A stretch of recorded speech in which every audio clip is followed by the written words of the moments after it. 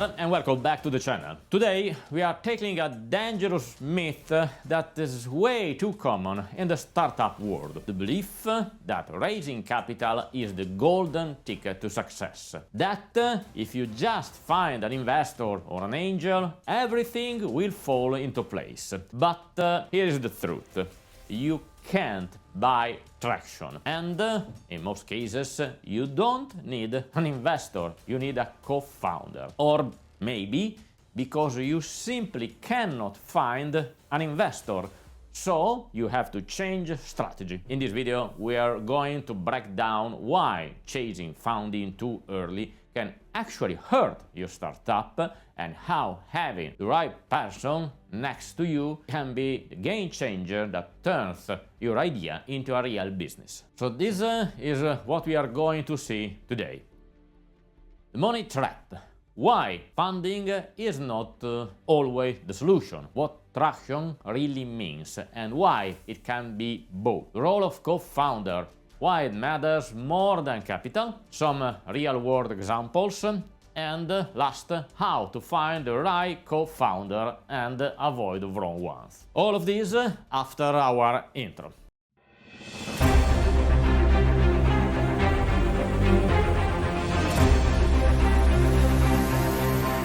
So let's start with the first chapter, the money trap. Why funding is not always the solution. Let's start with a common mistake that early stage founders often make, thinking that raising money is the solution to all their problems. It's in some way like assuming that if you put gas in a car, you will win a race, even if you don't have a driver, a strategy, or even wheels. Funding is a tool, that's all. And if you use the right tool at the wrong time, it can actually accelerate failure. Startups that raise capital too early often end up spending it on ADS, maybe premature hires, and nice-to-have features before they have been validated their product. And that's when things fall apart. The burn rate skyrockets, the team feels lost, and the vision gets blurry. Capital is important, sure, but only when the foundations are solid. And now it's time to talk about traction. Traction is not about vanity metrics. It is not your follower count. It is not how much you spend on paid ADS. Traction is a proof that the market cares. It's when users keep coming back, when you are solving a real problem for real people, when the product starts to grow without you having to force it down everything throat. You cannot fake the traction, as well as you can't buy it. It's not something you get by throwing money around, it's something you earn through feedbacks, iteration, user conversations, and product session. In other words, traction is magical moment when you are no longer pushing the product, the market is pulling it. And now, the role of a co-founder. Why it matters more than capital. An investor writes a check.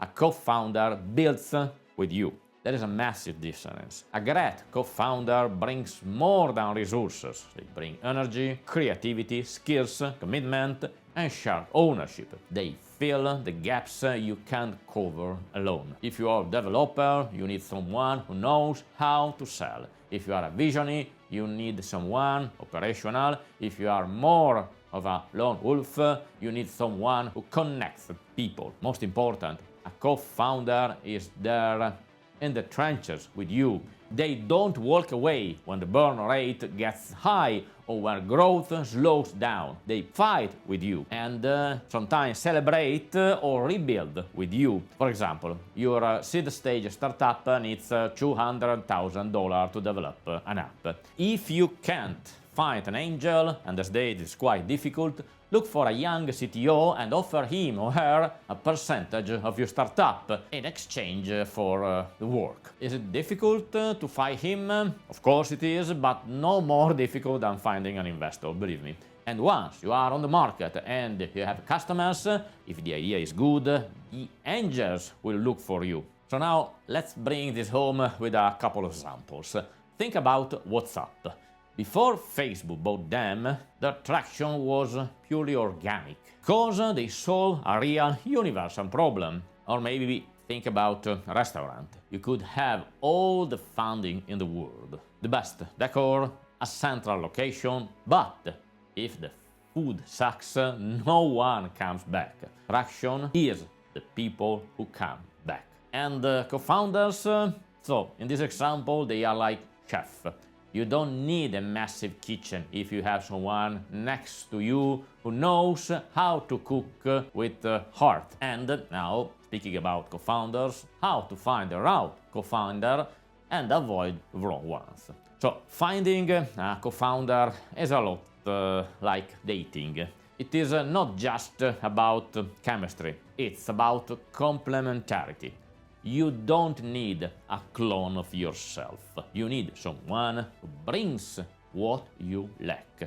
Watch how they work, how they deal with stress, how they show up when things get tough, and most important, build something that's small together before signing anything. For example, hackathons, side projects, prototypes. Those are the first days of co-founding. You will know quickly if it is meant to last. And remember, an investor can sometimes become a partner, but a true partner will always invest in you. So let's wrap it all up. Money doesn't replace mission.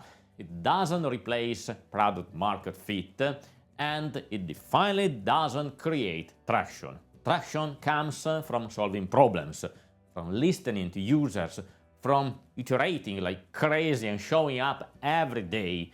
And often you need someone by your side who gets that, who builds with you, who stays when it's hard. So maybe what you need right now isn't a term sheet. Maybe it's a handshake, a shared vision, a late night brainstorm. Because in the end, the real capital isn't cash.